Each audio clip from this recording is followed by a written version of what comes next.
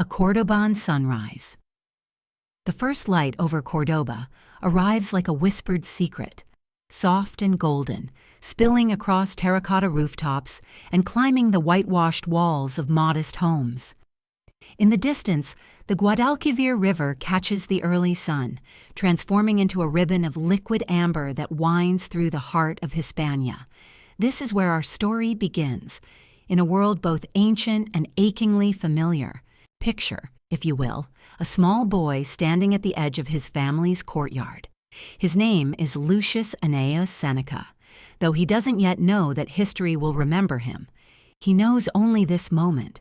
The cool stones beneath his bare feet, the scent of jasmine drifting from his mother's garden, and the way morning light transforms everything it touches into something magical. His father, Marcus Annaeus Seneca, is already awake. The elder Seneca believes in greeting each day before it fully arrives, a practice he'll pass to his son along with so many other quiet wisdoms. Through the wooden shutters, young Lucius can hear the scratch of stylus against wax tablet. His father is writing as he does every morning, capturing thoughts before the day's obligations can scatter them like leaves in wind. The mind is sharpest in the morning, his father often says, before the world asks us to be anything other than ourselves. There's something profound in this simple observation, though young Seneca doesn't yet understand its weight. He will, in time, discover that most of human suffering comes from this very thing, from the endless performance of being what others expect, rather than simply being who we are. But for now, he's content to watch dust motes dance in the slanted light, each speck following its own perfect trajectory. The household is stirring. His mother, Helvia, moves through the morning rituals with a grace that seems effortless but isn't. She manages servants, oversees the day's meals, tends to correspondence, all while maintaining the serene composure that marks her as truly noble. Not noble by birth necessarily, but noble in the way she carries herself through the world. Young Seneca observes this, the way his mother never seems hurried, even when managing a dozen tasks. Years later, he'll write about this quality, this ability to remain centered while the world spins around you. The Greeks have a word for it, ataraxia, freedom from disturbance, freedom from the anxiety that comes from trying to control what cannot be controlled. But this morning, he simply watches her move through shafts of sunlight, her dark hair caught back with a simple bronze pin, her hands steady as she arranges flowers in a clay vessel. There's something almost sacred in these ordinary moments, the way she pauses to really smell the roses, the gentle way she speaks to the servants, the small smile that crosses her face when she notices him watching. "Come," she says, extending her hand. "Walk with me before the day becomes too full of itself." They step into the garden together. The air is still cool, holding the night's moisture like a secret. Olive trees cast long shadows across the gravel paths, and somewhere in the distance, a fountain whispers its eternal conversation with silence. This garden will become, in many ways, young Seneca's first philosophy classroom, though neither he nor his mother thinks of it that way. "Look at this vine," Helvia says, stopping beside a grapevine that's been trained to climb a wooden trellis. "See how it doesn't fight against the support? It uses what's offered, grows where it can, accepts what it cannot change." Her words are simple, conversational. She's not trying to teach philosophy. She's simply sharing an observation. But something in the boy's mind catches and holds this image. The vine, working with, rather than against its circumstances, finding strength in flexibility, thriving within constraints rather than despite them. This is how wisdom often arrives, not through grand proclamations or formal lessons, but through quiet moments of attention, through really seeing what's in front of us. Young Seneca is learning to see, though he doesn't yet know that seeing clearly will become both his greatest gift and his most challenging practice. They continue walking. The garden is modest by Roman standards, but it contains everything necessary for beauty. And perhaps that's its own lesson. A small fountain where water falls over smooth stones, herbs growing in neat rows, their scents mingling in the warming air, a single fig tree, heavy with fruit that will ripen as summer deepens. Abundance, his mother says, as if reading his thoughts, isn't about having everything. It's about appreciating what you have. Again, such simple words. But they settle into the boy's consciousness like seeds finding fertile ground. He'll spend much of his life exploring this idea, the difference between wanting more and being grateful for enough, between the endless hunger that drives so many people and the quiet satisfaction that comes from paying attention to what's already here. From the street beyond their garden walls comes the sound of Cordoba waking up, cartwheels on cobblestones, the calls of merchants setting up their stalls in the forum, the laughter of children already at play. Their small world is connected to this larger world, part of it but not overwhelmed by it. Another lesson in balance. Being engaged with life while maintaining your own center. His father appears in the doorway dressed for the day's work. Marcus Annaeus Seneca is a man of words, a rhetorician who teaches the sons of wealthy families how to speak persuasively, how to argue cases in court, how to navigate the complex world of Roman politics. But watching him now, young Seneca sees something beyond the professional skills. He sees a man who has learned to carry himself with dignity, regardless of circumstances. The boy observes everything, Helvia says, her hand resting lightly on her son's shoulder. Good, his father replies. Observation is the beginning of wisdom.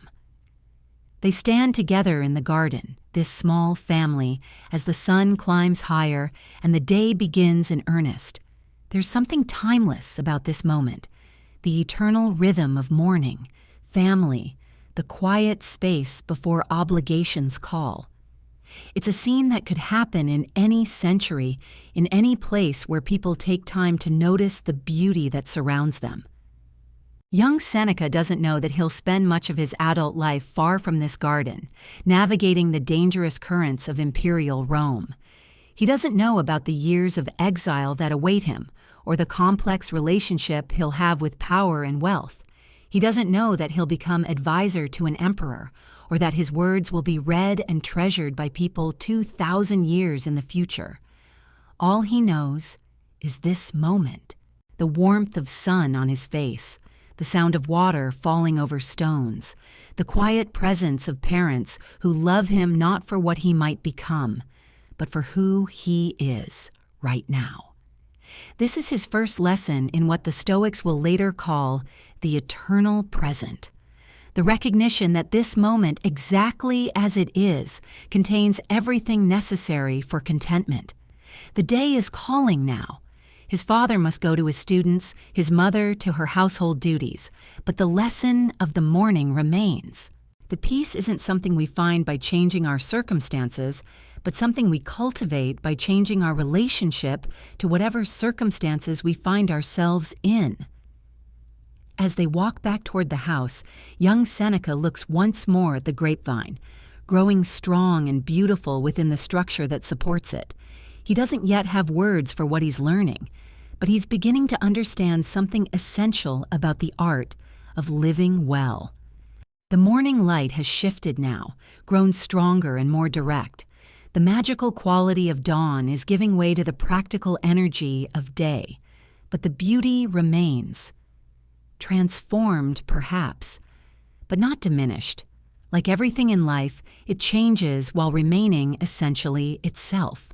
This is where our story begins, in a garden in Cordoba, with a boy learning to see clearly, to appreciate what is, and to find his center in the midst of an ever-changing world. The lessons he's absorbing now will sustain him through everything that's coming. The glory and the difficulty, the triumph and the loss, the long journey toward wisdom that begins with a single step into morning light. The allure of Rome. Years pass like seasons, each one teaching, each one preparing. The boy who learned to watch light move across garden stones grows into a young man with keen eyes and a questioning mind. And like so many young Romans of promise, he feels the pull, the irresistible magnetism of the great city itself. Rome calls to ambitious hearts like a siren song. It whispers of opportunity, of influence, of the chance to stand at the very center of the world. For a young man from Cordoba, educated in rhetoric and philosophy, trained in the arts of persuasion, Rome represents everything his provincial life cannot offer. The journey north is long, dusty, filled with anticipation. Seneca travels with other young men of good families, all of them drawn by the same dream, to make their mark in the capital, to rise through the ranks of Roman society, to claim their place among the powerful. They talk late into the night around campfires, their voices bright with possibility, their plans grand and glorious. But nothing could have prepared him for his first glimpse of the city. Rome sprawls before them like a living thing, vast and breathing and impossibly complex. The walls rise higher than mountains. The gates yawn wide enough to swallow armies. The noise hits them first, a constant roar of voices, wheels, construction, commerce. The smell comes next, incense and sewage, bread baking and bodies sweating, perfume and smoke all mingled into something uniquely, overwhelmingly Roman. The streets teem with humanity from every corner of the empire. Senators in pristine togas brush shoulders with merchants hawking exotic goods. Slaves hurry past carrying messages, packages, the endless business of the powerful. Germanic guards stand watch with pale eyes and braided hair. Egyptian priests chant in languages that sound like music. Greek tutors debate philosophy while their young charges pretend to listen. Seneca walks through it all with wonder, but also with the careful observation his father taught him in that quiet garden so long ago. He notices things, the way conversations stop when certain names are mentioned, the quick glances over shoulders before sensitive topics are discussed, the elaborate dance of deference and dominance that plays out in every interaction. The young men from Cordoba find lodgings in a decent quarter, nothing too grand, but respectable enough for their station. Their landlord is a freedman who's done well for himself, proud of his success, but always mindful of his place. He gives them advice over dinner, who to cultivate, who to avoid, how to navigate the treacherous waters of Roman ambition. Remember, he tells them, pouring wine that costs more than most people earn in a month. In Rome, everything is about connections. Who you know matters more than what you know. Who favors you matters more than how talented you are. And who envies you? He pauses, meeting each young man's eyes in turn. Who envies you can destroy everything you've worked to build. At first, Seneca thinks this is merely the caution of a careful man. But as days turn to weeks, as he begins to move in the circles that matter, he starts to understand what their landlord meant. The forum becomes his classroom. Here, beneath marble columns that dwarf the greatest buildings of Cordoba, he watches the machinery of empire at work. Lawyers argue cases with passionate eloquence. Politicians deliver speeches that sway crowds like wind moves wheat. Merchants negotiate deals that will send ships across the Mediterranean. But beneath the grandeur, beneath the magnificent spectacle of Roman power, something else moves, something darker and more complex than the simple ambition he expected to find. He sees it first in the young men he's come to know, other provincials like himself, all trying to make their mark. They gather in the baths, in the taverns, in the gardens of their patrons, and they talk. Oh, how they talk. About opportunities and obstacles, about who's rising and who's falling, about the endless, exhausting competition for notice, for favor, for advancement. "Did you hear about Marcus?" one of them says over dinner, his voice carefully casual. He's been invited to dine with Senator Crassus next week. The silence that follows is thick with unspoken feelings. Envy flickers across faces like shadows. Smiles become strained. Congratulations, when they come, ring hollow. Seneca watches this and thinks of his father's words about the nature of things.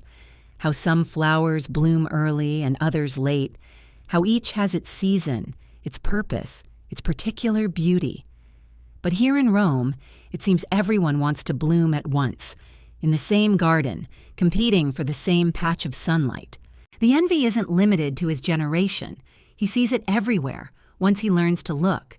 In the way established families speak of new money, in the whispered gossip about who's gained the emperor's ear, in the careful calculation behind every invitation, every gesture of friendship, every seemingly casual conversation.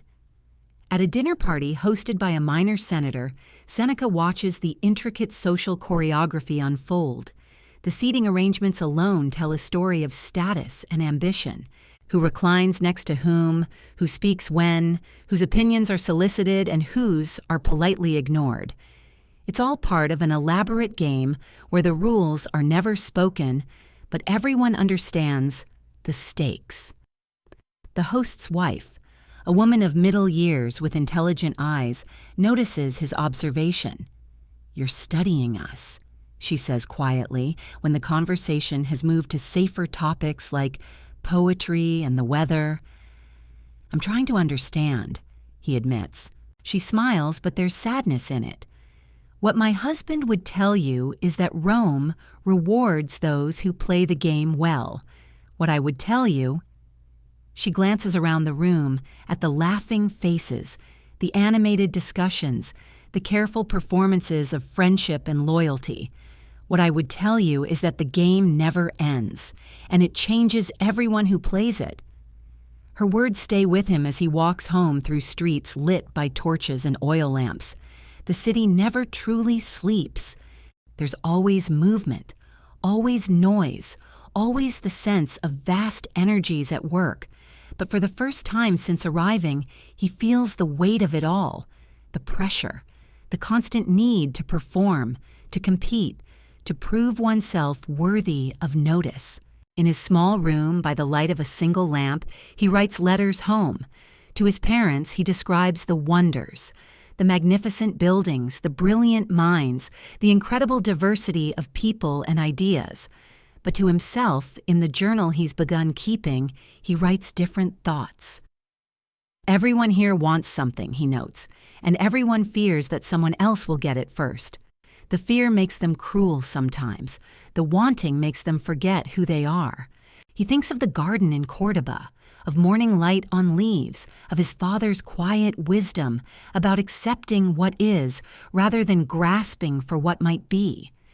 Those lessons feel very far away now, almost naive in the face of Roman reality. But perhaps that's exactly when such lessons matter most. The thought comforts him as he extinguishes the lamp and settles into sleep. Outside his window, Rome continues its restless turning. Somewhere in the darkness, plans are being made, alliances forged and broken, destinies decided by men who believe they control their fate. Tomorrow will bring new lessons, new challenges, new tests of the principles he learned in a quiet garden. The boy who watched light move across stone is becoming a man who must navigate the shadows and brilliance of the most powerful city in the world. And already, though he doesn't know it yet, those shadows are beginning to take notice of him. Seneca whispers in the baths. The morning brings with it an invitation that Seneca cannot refuse.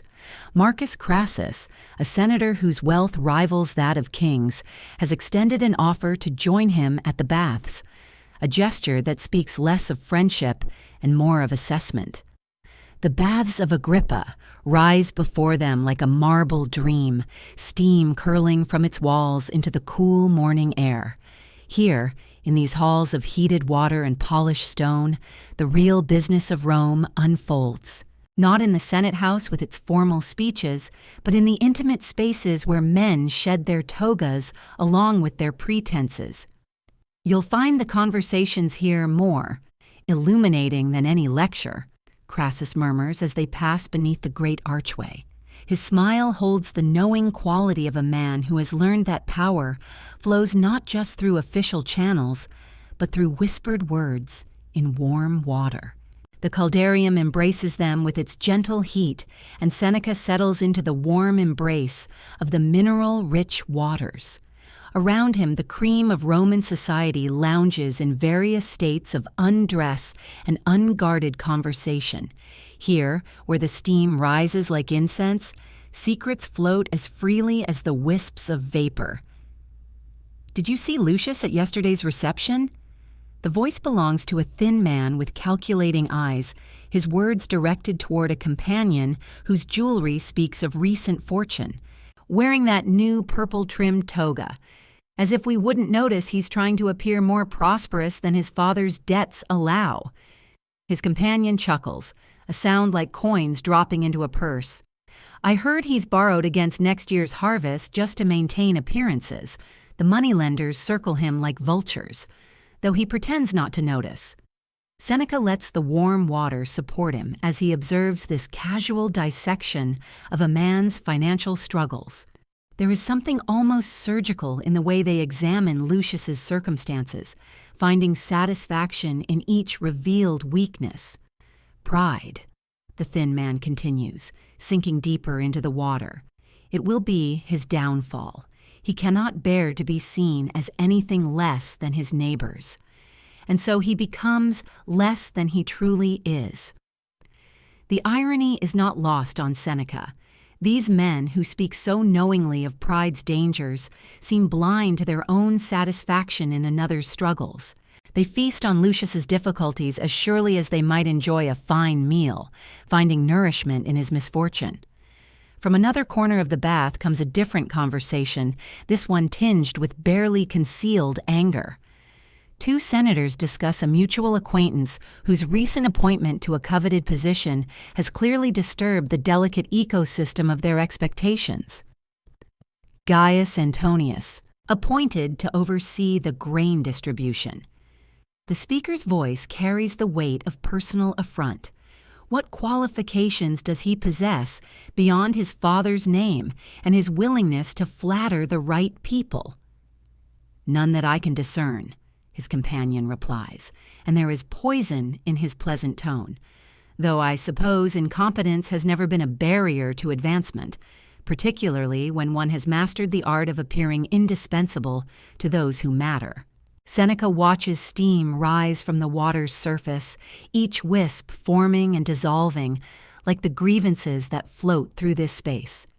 These men speak of merit and fairness, yet their words reveal a deeper truth, that their anger stems not from love of justice, but from their own thwarted ambitions. "I've heard rumors," the first senator continues, lowering his voice to a conspiratorial whisper that somehow carries perfectly in the echoing space. Questions about certain financial irregularities in his previous position. Nothing proven, of course, but smoke often indicates fire. The casual way he plants these seeds of doubt, it reminds Seneca of a gardener, but one who cultivates destruction rather than growth. Each whispered suspicion is planted with care, watered with innuendo, tended with malicious attention until it might bloom into scandal. A younger man, perhaps Seneca's own age, enters the conversation with the enthusiasm of someone eager to prove his belonging in such company. "My sources suggest that his appointment was purchased, that certain debts were forgiven in exchange for influence." "Your sources?" The older senator's eyebrow arches with amusement. "And what might a young man like yourself know of such matters?" The rebuke is gentle, but unmistakable, and Seneca watches the younger man's face color with embarrassment and anger. In his eagerness to join their game of whispered accusations, he has revealed his own inexperience, and they have reminded him of his place with surgical precision. I merely repeat what I've heard," the young man stammers, and Seneca feels an unexpected sympathy for him. Here is someone trying to navigate the treacherous waters of Roman society, making the same mistakes that claim so many, believing that sharing in others' destruction might elevate his own position. The conversation shifts like the steam around them, moving from person to person, dissecting reputations with the methodical thoroughness of physicians examining corpses. No one is immune. The merchant whose olive oil is rumored to be diluted, the poet whose latest work is said to be plagiarized, the general whose victories are whispered to be less decisive than his reports suggest. Seneca closes his eyes and lets the warm water support him, thinking of his father's garden in Cordoba. There, gossip moved slowly, if at all, and when it did, it was tempered by genuine care for neighbors, by the understanding that a community's strength lay in lifting each other up rather than tearing each other down. Here, in this marble paradise, he witnesses a different kind of cultivation. These men tend their grievances like precious plants, nurturing each slight until it grows into something larger and more bitter. They compete not just for position and wealth, but for the satisfaction of seeing others diminished. The wise man, his father had once told him, listens to such talk not to participate but to understand. For in understanding the nature of envy and malice, we learn to recognize it in ourselves, and in recognizing it, we gain the power to choose differently. A new voice joins the chorus of discontent, this one belonging to a man whose own recent setbacks are well known throughout the city. "I find it remarkable," he says, his tone carefully neutral, "how fortune seems to favor those least deserving of it. While men of genuine merit struggle for recognition, mediocrity advances through connections and other means." The bitterness in his words is almost tangible, rising with the steam. Here's a man whose own disappointments have curdled into something that poisons every observation, every interaction. He cannot see success without questioning it, cannot witness another's good fortune without finding reasons to diminish it. Seneca opens his eyes and studies the faces around him. Intelligent men, educated men, men of privilege and opportunity. Yet in this moment they seem diminished by their own choices, made smaller by their willingness to find satisfaction in others' struggles. The water continues to embrace him with its warmth, but he finds himself thinking of cooler streams, of the simple pleasure his mother took in her morning rituals, of the way his father found joy in small observations. There was a richness in that simplicity that seems absent from this marble luxury, a contentment that these men, for all their wealth and position, appear unable to access. The conversations continue to swirl around him like the steam itself, and Seneca realizes he is witnessing something both timeless and tragic, the way that abundance, when not tempered by wisdom, can become its own form of poverty. A taste of power. Years pass like pages turning in a book, and Seneca finds himself walking through corridors he once only imagined. The marble floors of the imperial palace reflect his footsteps, each echo a reminder of how far he has traveled from that simple garden in Cordoba. He has been summoned to serve as tutor to the young Nero, a position that carries both tremendous honor and, he suspects, tremendous burden. The boy emperor-to-be is only 13, still soft around the edges, still capable of wonder. When Seneca first meets him, Nero's eyes hold genuine curiosity about the world beyond the palace walls. "Tell me about the people," Nero asks during one of their early lessons, his voice carrying the earnestness that only youth possesses. "What do they think about? What do they want?" Seneca pauses, considering how to answer, how to plant seeds of empathy in soil that will soon be rich with power. "They want what you want," he says gently, "to be seen, to be valued, to live without fear." The boy nods, and for a moment Seneca allows himself to hope. Perhaps this young mind can be shaped differently. Perhaps the wisdom his father shared in that distant garden can take root here, in the very heart of the empire. He begins each lesson the same way his own education began, with presence, with attention to what is real rather than what is desired. Before we speak of ruling others, Seneca tells the boy, we must learn to rule ourselves. They work together in a small study overlooking the palace gardens, and Seneca finds himself drawing on memories of home. He teaches Nero to observe the way light changes throughout the day, the patterns of servants moving through their duties, the rhythm of the city beyond the walls. A good ruler, Seneca explains, is like a gardener. He tends what is already growing, provides what is needed, removes what is harmful. He does not force the flowers to bloom out of season. Nero listens, at first. In those early months, there is something beautiful about the boy's eagerness to learn. He asks thoughtful questions. He seems genuinely interested in the welfare of his future subjects. But power, Seneca begins to notice, has its own gravitational pull. Others begin to circle the young prince like planets around the sun. There is Burrus, the Praetorian prefect, a practical man who speaks in terms of strategy and control. His presence brings a different energy to their lessons, one that focuses on strength rather than wisdom, on being feared rather than respected. The people need a firm hand. Burrus often interjects, his weathered face serious.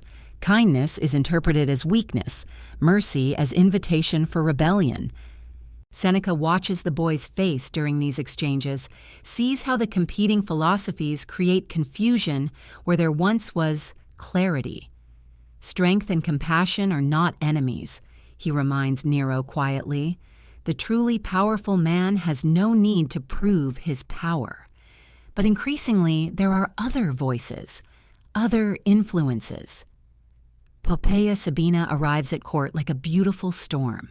She is everything the palace seems to celebrate.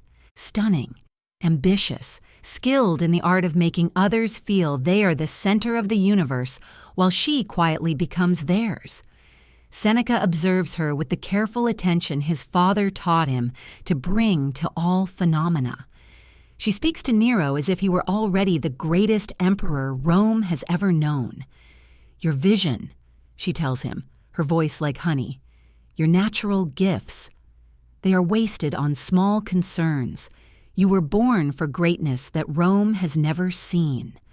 Seneca watches the boy's posture change when she speaks, sees how he straightens, how his eyes begin to hold a different kind of light. It is not the light of curiosity he once carried, but something harder, more brittle. Flattery, his father had warned him long ago, is poison disguised as medicine. It feels good going down, but it corrupts from within. He tries to share this wisdom with Nero, but gently, always gently. Be wary, he suggests during one of their walks, of those who tell you only what you wish to hear. The truth is often uncomfortable, but it is the only foundation upon which real strength can be built. Nero nods, but Seneca notices that the nod comes more quickly now, as if the boy is eager to move past such concerns to more pleasant topics. The changes are subtle at first. Small shifts in attention, brief moments of impatience when Seneca speaks of duty to others rather than the glory of leadership. But like cracks in a foundation, these small changes hint at larger instabilities beneath. One morning, Seneca decides to take Nero beyond the palace walls, to walk through the markets, to see the people they have been discussing in abstract terms. The boy agrees, though Seneca senses his reluctance. The marketplace is alive with the energy of ordinary life. Vendors call out their wares: fresh bread, pottery, cloth dyed in brilliant colors. Children dart between the stalls while their mothers haggle over prices. Old men sit in whatever shade they can find, watching the world flow around them with patient eyes. Look, Seneca says quietly, gesturing toward a woman carefully counting coins before purchasing grain. See how she considers each decision. For her, this is not a simple transaction. It represents her family's meals for the week. Nero watches, but his attention seems to drift. He is more interested in the way people react when they recognize him. The quick bows, the nervous glances, the way conversations stop and start again in whispers. They respect you, Seneca observes. But notice, it is respect mixed with fear. Which would you prefer to inspire? Both, Nero answers without hesitation, and something in his tone makes Seneca's chest tighten. They pause near a fountain where people gather to fill their water jugs and share news. An elderly man is telling a story to a small crowd. Something about his grandson's wedding, his voice warm with pride and joy. The listeners laugh at the right moments, nod with understanding, offer their own similar memories. This, Seneca says softly, is what we serve. Not the empire as an idea, but this. These individual lives, these small happinesses, these daily struggles. But when he looks at Nero, he sees the boy's eyes are elsewhere, fixed on a group of young nobles across the square who have recognized him and are approaching with elaborate bows and eager smiles. "Caesar," one of them calls out, though Nero has not yet officially claimed the title. "What an honor to encounter you here among the people." The way he says "the people" makes it sound like a foreign species, something curious but ultimately separate from their own experience. And Nero seems to stand a little straighter, to smile in a way that creates distance rather than connection.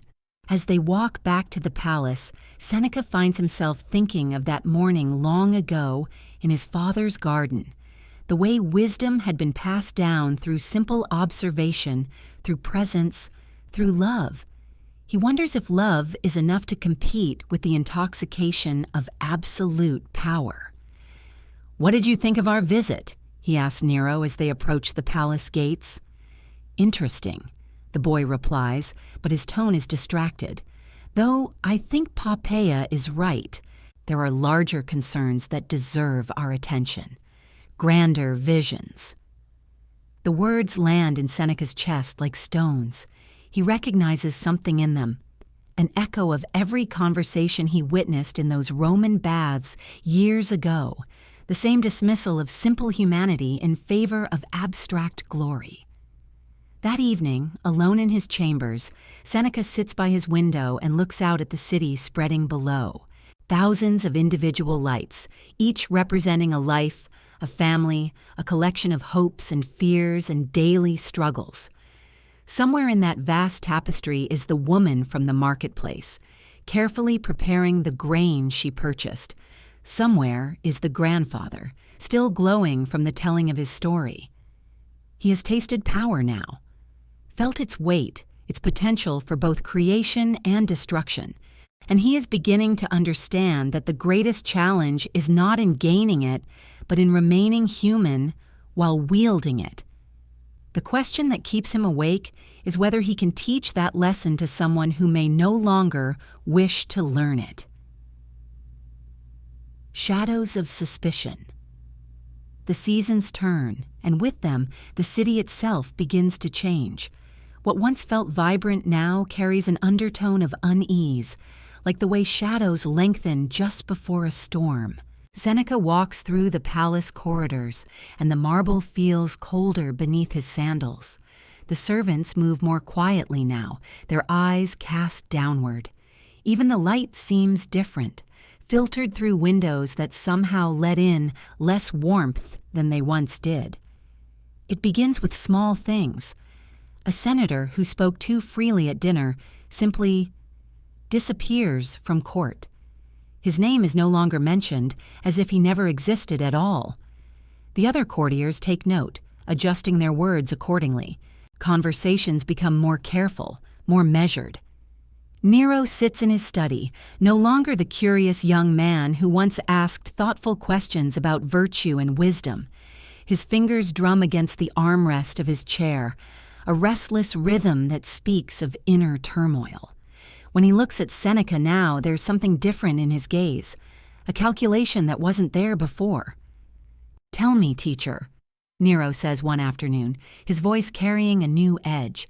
"How does one know when loyalty has turned to betrayal?" The question hangs in the air like incense smoke. Seneca feels the weight of it, the dangerous territory it represents. He chooses his words as carefully as a physician selecting herbs for a delicate remedy. "True loyalty," he responds slowly, "is not blind obedience. It is the courage to speak truth, even when truth is unwelcome. The loyal friend protects not just your comfort, but your character." Nero's laugh is sharp, lacking the warmth it once held. How convenient for those who would lecture their emperor under the guise of friendship. Behind these words, Seneca hears another voice. Poppeia's influence woven through Nero's thoughts like poison through wine. She has been whispering in his ear, feeding his growing paranoia with carefully chosen observations. A glance between courtiers becomes evidence of conspiracy. A moment's hesitation before applause becomes proof of disloyalty. The palace fills with new faces, men who smile too readily and agree too quickly. They surround Nero like moths around a flame, drawn to his power but caring nothing for his soul. They tell him what he wants to hear, validate his darkest impulses, encourage his worst instincts. Seneca watches this transformation with the heavy heart of a gardener, watching his carefully tended plants wither despite his best efforts. All those years of planting seeds of wisdom, and now he sees them being choked out by weeds of flattery and fear. The chariot races become more brutal. What were once displays of skill and courage transform into spectacles of violence. Nero watches from his box, his eyes bright with an enthusiasm that makes Seneca's stomach turn. The crowd roars its approval, but Seneca hears something else in that sound, a hunger for blood that speaks to humanity's basest nature. Magnificent, isn't it? Nero leans forward, his knuckles white as he grips the marble railing. The power of life and death, the ultimate expression of will. Seneca remains silent, but his silence speaks volumes. In the arena below, a young charioteer lies motionless in the sand. The crowd cheers for the victor, already forgetting the fallen. This is what Rome has become, a place where human life has value only as entertainment. The dinner parties grow more elaborate and more dangerous. Nero delights in games of verbal cruelty, setting his guests against each other with carefully crafted insults disguised as wit. He watches their discomfort with the pleased expression of a cat toying with mice. Poppaea sits beside him, her beauty as sharp as a blade. She whispers suggestions that Nero adopts as his own ideas. Her influence spreads through the room like frost, chilling natural warmth and spontaneity. Under her guidance, every gathering becomes a performance where the wrong word or gesture could prove fatal. Seneca finds himself walking a narrower and narrower path. Each day brings new challenges to his principles, new tests of his ability to remain true to his philosophy while navigating increasingly treacherous waters. He thinks often of his parents' garden in Cordoba, that place of simple truth and natural beauty that seems impossibly distant now. The weight of his position grows heavier with each passing month. He realizes that his influence, once a source of hope, has become a source of danger. Nero no longer sees him as a trusted advisor, but as a potential threat, someone whose very presence reminds him of ideals he has chosen to abandon. In the quiet moments between crises, Seneca retreats to his private chambers and writes. His letters to friends become repositories for thoughts too dangerous to speak aloud. His philosophical observations take on new urgency, as if he senses that time is running short. He writes about the corrupting nature of absolute power, how it isolates the powerful from truth and surrounds them with mirrors that reflect only what they wish to see. He observes how fear becomes a tool of control, but also how it ultimately destroys the one who wields it most freely. The city itself seems to hold its breath. Citizens speak more quietly in the markets. Senators choose their words with the precision of surgeons. Even the merchants and craftsmen sense the change in the air, the way animals sense an approaching earthquake before humans feel the first tremor. Seneca walks through Rome's streets less frequently now, but when he does, he sees the cost of Nero's transformation written in the faces around him. The easy laughter is gone. The casual conversations have been replaced by careful exchanges. Trust, that most precious currency of civilization, has been devalued until it barely exists at all. At night, alone with his thoughts, Seneca contemplates the nature of influence and responsibility. He had believed that wisdom could triumph over base instinct, that patient teaching could overcome the corrupting effects of unlimited power. Now he must face the possibility that some souls, once turned toward darkness, cannot be called back to the light. The young man who once asked earnest questions about virtue has become someone else entirely. The transformation is complete, and Seneca must accept that his role as teacher has ended. What remains is the question of how to preserve his own integrity while the world around him descends into chaos. He thinks of the grandfather in the marketplace, that simple man whose story carried such truth and warmth. Perhaps real wisdom lies not in palaces and positions of influence, but in those quiet moments of human connection, in the choice to remain kind when kindness is difficult, to speak truth when truth is dangerous. The shadows grow longer now, and Seneca understands that his own time in this place of power is drawing to a close. The question is not whether he will fall from favor, but when, and whether he can meet that fall with the dignity and acceptance his philosophy demands. In the distance, thunder rumbles across the 7 hills of Rome. The Stoics retreat. The storm passes in the night, leaving the air clean and cool, and by morning Seneca has made his decision. He requests an audience with Nero, not to defend himself against whispered accusations, not to compete for influence against Poppeia's honeyed words, but to ask for something that will surprise them all. He asks for permission to withdraw. "I have served Rome faithfully," he tells the young emperor, his voice steady as stone. "I have given my counsel freely, my wealth generously. Now I ask only to retire to my books, to my garden, to the simple life that first taught me wisdom." The words hang in the perfumed air of the throne room, and for a moment, Nero's face shows something almost like relief. Here is a solution that requires no bloodshed, no dramatic exile, simply the quiet departure of an old teacher who has outlived his usefulness. Poppaea watches from her place beside the throne, her dark eyes calculating. She had expected resistance, defiance, perhaps even the kind of desperate scheming that would justify harsher measures. Instead, she finds herself facing something far more unsettling. A man who seems genuinely unafraid of losing everything she thought he valued most. There is no victory in defeating someone who has already chosen surrender. And so, with surprising ease, Seneca finds himself free of the marble corridors where every footstep echoes with ambition, free of the gilded chambers where truth must be wrapped in silk to be spoken safely, free of the exhausting dance of court life, where one must always be performing, always calculating, always afraid. He returns first to his villa outside the city, to gardens that have grown wild in his absence. The roses have climbed higher than he remembers, their blooms heavy and sweet in the morning air. There are no slaves rushing to trim them back to perfect symmetry, no gardeners anxious to impress with elaborate displays. Here, beauty grows as it will, following its own nature rather than human ambition. Seneca walks these overgrown paths slowly, his philosopher's mind finding profound lessons in every untended corner. The ivy that has claimed an old stone bench, the fountain where leaves have gathered in golden drifts, the fruit trees heavy with unpicked abundance.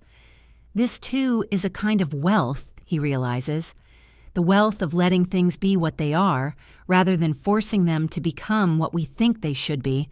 He establishes new rhythms, simple ones that echo the patterns of his childhood in Córdoba, rising with the sun to read the ancient texts, spending long hours in correspondence with fellow philosophers scattered across the empire, walking in his garden at evening, watching the light change on familiar stones.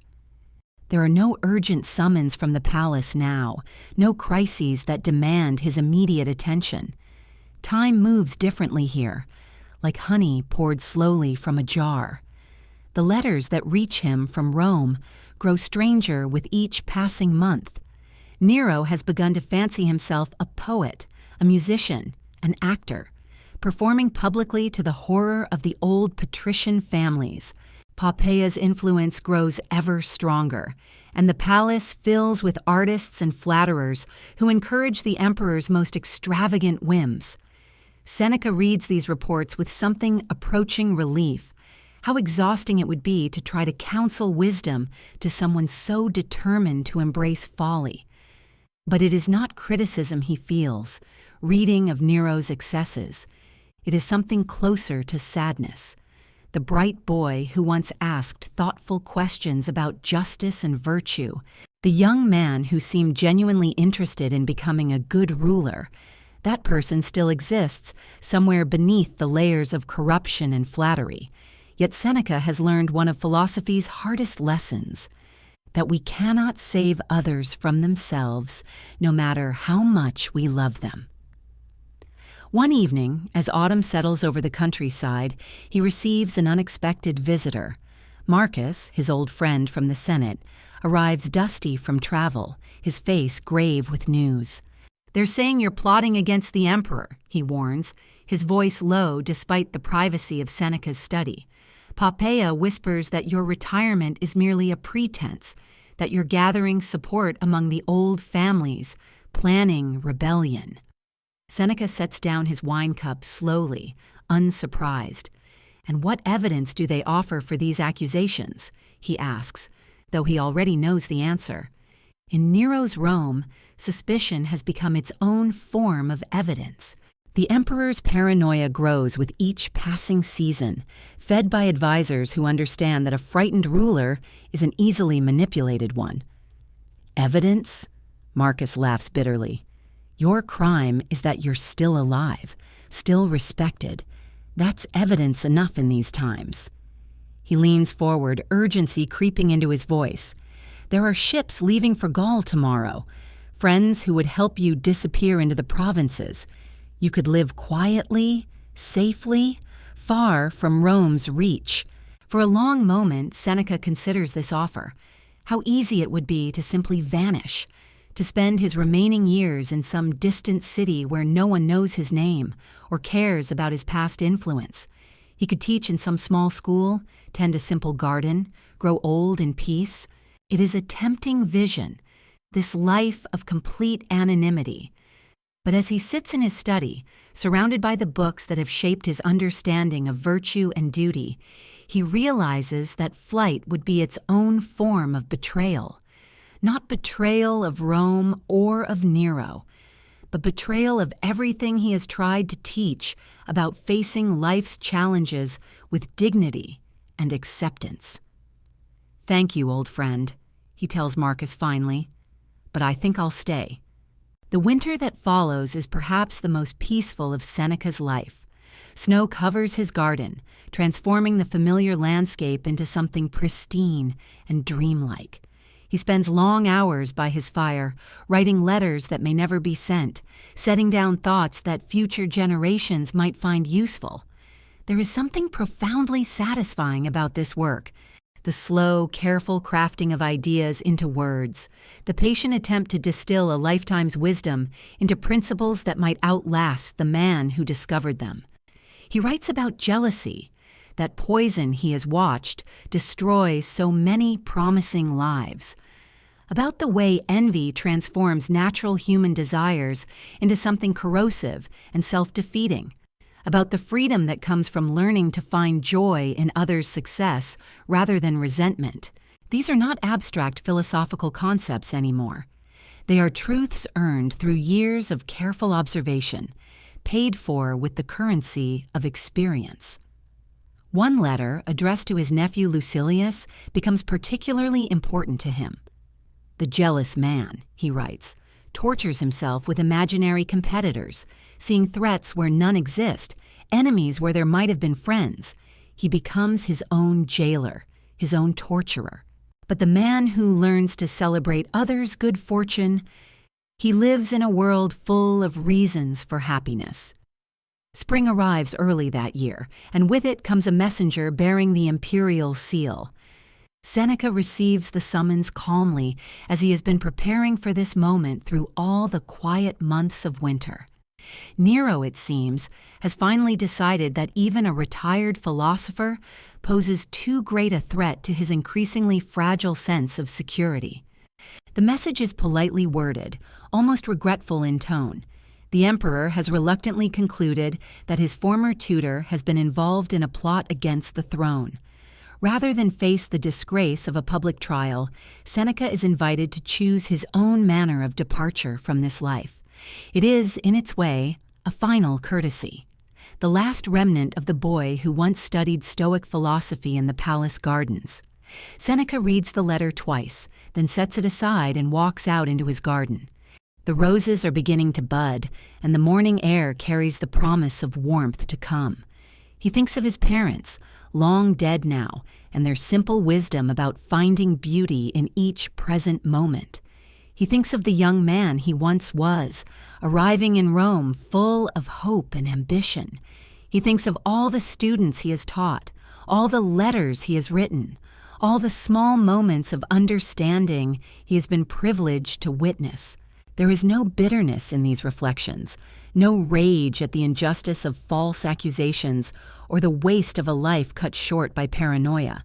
Instead, there is something approaching gratitude for the years he has been given, for the wisdom he has been allowed to discover, for the peace he has found in learning to accept what cannot be changed.